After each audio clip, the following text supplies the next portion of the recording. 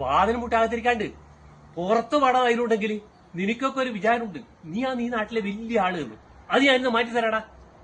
എന്റെ തെങ്ങില് 2 തേങ്ങ നിന്റെ വളപ്പിൽ വീണ് കഴിഞ്ഞാൽ നിന്റെ വളപ്പെന്താ കുഴിഞ്ഞു പോവുക? ചതുപ്പിലാടാ നീ വീടെടുത്തിന്. എന്നിട്ട് നിന്റെ വീട് കുഴിന്ന് കാണുന്നില്ലടാ.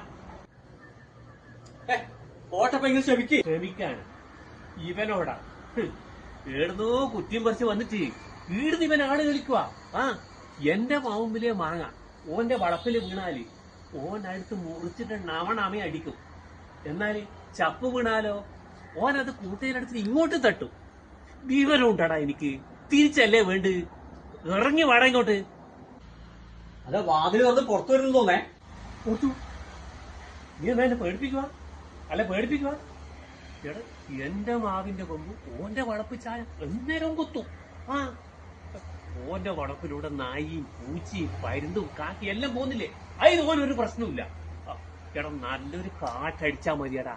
നിന്റെ വീടുതാ പൊളിഞ്ഞു വീട് പപ്പടം പോലെ പൊടിഞ്ഞു. ഓ മതി മതി മതി.